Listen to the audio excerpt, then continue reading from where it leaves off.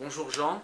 Bonjour. Eh bien, on est sur le stand de Qualcomm et tu vas nous parler déjà de ton métier chez Qualcomm et puis ensuite nous décrire un peu les grands axes de développement de Qualcomm demain pour la mobilité. Très bien.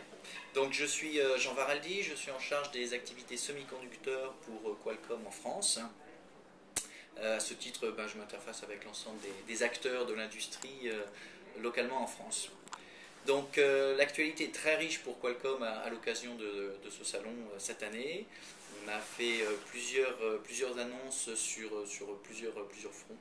Le premier front, c'est on a annoncé en fait de nouveaux chipsets qui vont permettre la démocratisation des smartphones, donc des téléphones, des produits à base d'OS ouvert, et notamment de l'ensemble des OS, que ce soit Windows Mobile, que ce soit Android ou que ce soit Symbian série 60.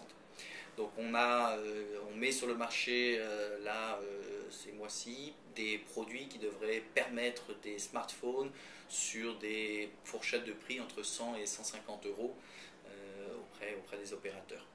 Donc ça devrait permettre de démocratiser en fait l'usage des smartphones, car on a vu par un certain nombre de produits sortis récemment qu'il y a une réelle appétence, une réelle demande de ce type de produit par une population en fait très large. Alors, est-ce qu'on peut expliquer rapidement en fait pourquoi on arrive à descendre à cette démocratisation du smartphone? En fait, tu as parlé qu'il y a plus d'intégration aujourd'hui dans la chipset. Exactement, exactement. En fait, le cours de l'histoire, c'est d'intégrer toujours plus de fonctionnalités au cœur du chipset principal du téléphone. C'est ce qui permet en fait non seulement d'avoir des produits plus petits, plus fins, mais aussi effectivement d'en réduire le coût. Voilà. Alors une deuxième annonce qui est importante et qui va changer les usages dans la mobilité dans les années qui viennent.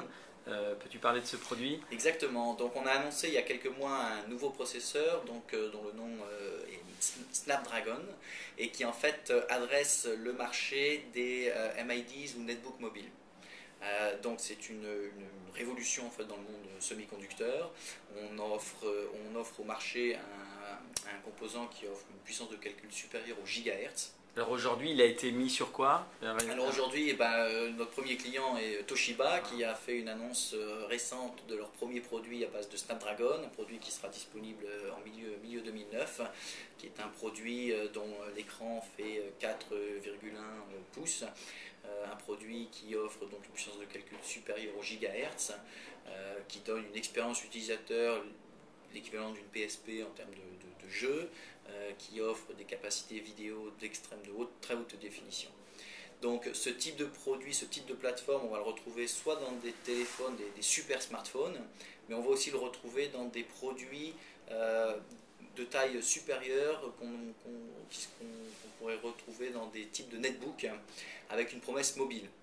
Et une vraie promesse mobile, ça veut dire que ce que tu m'as décrit tout à l'heure, il faut le rappeler parce qu'il faut insister sur ce point. Aujourd'hui, on a des netbooks, mais on a un chargeur. Exactement. On n'est pas connecté tout le temps, on l'allume, on l'éteint. Exactement. Snapdragon, ça va permettre de faire quoi alors? Alors Snapdragon permettra en fait l'avènement des vrais netbooks mobiles, c'est-à-dire des produits qui sont toujours allumés comme votre téléphone, qui sont toujours connectés au réseau comme votre téléphone, qui vous permettent de recevoir vos emails en mode push, ce qu'on appelle en mode push. Vous n'irez pas consulter vos emails, mais vos emails viendront à vous. Et des produits qui n'auront pas un mode de boot, qui seront, dès que vous l'ouvrirez, il sera allumé, on, connecté au réseau. Aussi, la consommation de ce produit-là doit être faible, et donc vous partirez le matin avec votre produit, chargé, vous en aurez un usage régulier dans la journée, vous rentrerez le soir et vous le chargerez. Vous ne sortirez plus chez vous avec votre chargeur, c'est la vraie promesse mobile. Donc les premiers produits, c'est à peu près dans le timing? Donc on a annoncé ce chipset il y a déjà quelques mois. Ce chipset est disponible auprès de nos clients depuis l'été dernier. À l'occasion de ce salon, on monte des premiers produits pré-commerciaux, des prototypes qui sont disponibles, on va dire, en test et qui seront commercialement disponibles sur le deuxième semestre 2009.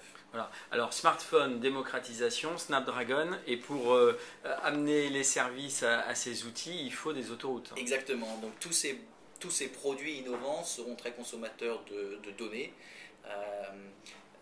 Et donc Qualcomm adresse ce point-là et développe un certain nombre de technologies, modems, qui vont permettre en fait d'offrir plus de capacité aux opérateurs. Alors ces technologies, on les appelle HSPA+, qui vont permettre des débits plus élevés, des débits instantanés plus élevés, de l'ordre de 28 mégabits par seconde, voire 42 mégabits par seconde, mais surtout apporter une capacité à gérer plus de données pour un plus grand nombre d'utilisateurs nettement supérieure. Donc ça, c'est avant le LTE. Voilà. Exactement. En fait, on pourrait dire c'est la 3G++. Exactement. Donc les opérateurs ont lancé la 3G il y a quelques années. Ils ont lancé la 3.5G ou la 3G+, HSDPA. HSDPA, HSUPA plus récemment. Ils lanceront une deuxième génération, troisième génération, je devrais dire, qu'on appellera peut-être 3G++ ou 3.75G, qui est donc ce qu'on appelle le HSPA+. Suite à ça, les opérateurs, il y a un roadmap télécom qui est bien connu dans l'industrie. On va vers le LTE, qui offrira des débits encore plus élevés, avec d'autres nouvelles ressources. Et donc, à l'occasion de ce salon, on a annoncé le premier chipset qui couvrira les besoins des smartphones LTE. Jean, merci pour toutes ces annonces. Merci beaucoup.